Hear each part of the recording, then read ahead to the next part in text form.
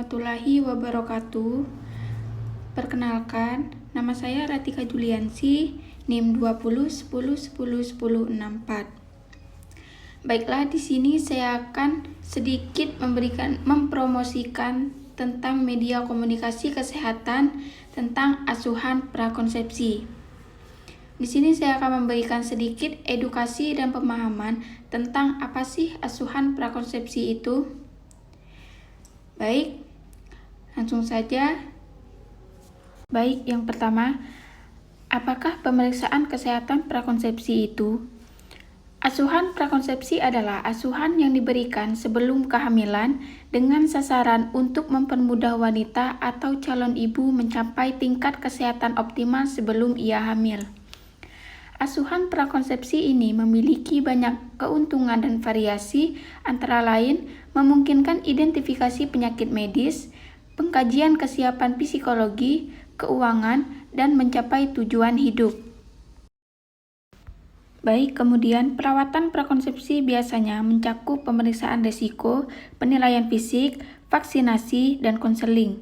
Faktor risiko dievaluasi dari segi yang pertama potensi Anda untuk mewarisi penyakit genetika, kemudian pemaparan terhadap toksin lingkungan atau teratogen, kemudian status gizi, merokok, minum alkohol dan obat-obatan, kondisi medis, pemaparan terhadap penyakit menular dan status vaksinasi, kemudian yang terakhir masalah psikososial. Kemudian, mengapa kita memerlukan pemeriksaan kesehatan prakonsepsi? Pemeriksaan dirancang untuk sepenuhnya mengevaluasi dan menyiapkan Anda dan pasangan Anda untuk kehamilan yang sehat.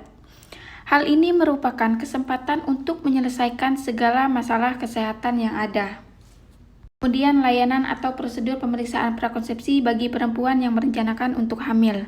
Yang pertama, konsultasi yang terperinci, tinjauan riwayat medis, pemeriksaan kandungan dasar, pemeriksaan payudara, analisis berat badan, tekanan darah, papinokleau atau PAP, ultrasonografi, laporan medis, kemudian hitungan sel darah lengkap, golongan darah, pemeriksaan hepatitis B, pemeriksaan diabetes, tes antibodi rubella atau Guernsey, pemeriksaan penyakit kelamin, dan pemeriksaan HIV atau AIDS. Kemudian, apa saja sih yang dilakukan pada prakonsepsi? Pada prosedur prakonsepsi, tenaga medis akan melakukan tanya jawab, pemeriksaan, dan penunjang untuk mengidentifikasi resiko-resiko yang ada, guna untuk melakukan upaya preventif, kuratif, dan rehabilitatif. Tanya jawab akan dimulai untuk mencari tahu resiko yang dapat mempersulit kehamilan, seperti riwayat penyakit dahulu yang dapat menjadi penyakit dalam kehamilan seperti diabetes, kemudian hipertensi, penyakit jantung dan paru, tiroid, riwayat kejang, infeksi, dan lain-lain. Kemudian, riwayat konsumsi obat-obatan rutin yang dapat menyebabkan gangguan pertumbuhan pada janin. Kemudian, keadaan gizi pada ibu yang hendak hamil sangatlah penting. Riwayat vaksinasi seperti hepatitis B, toksoid, cacar, campak, dan lain-lain. Kemudian, riwayat keputihan, menstruasi, pendarahan, dan penggunaan kontrasepsi. Kemudian riwayat penyakit keluarga untuk mendeteksi ada tidaknya riwayat retardasi mental, malformasi kongenital, infertilitas maupun keguguran. Kemudian yang terakhir riwayat sosial seperti tempat kerja, merokok, konsumsi alkohol, dan obat-obatan.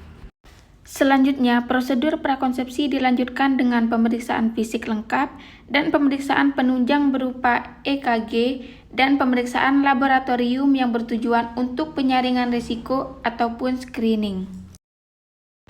Baik, itu saja sedikit penjelasan atau pemaparan dari materi yang dapat saya sampaikan. Kurang lebihnya saya mohon maaf. Saya akhiri. Wassalamualaikum warahmatullahi wabarakatuh.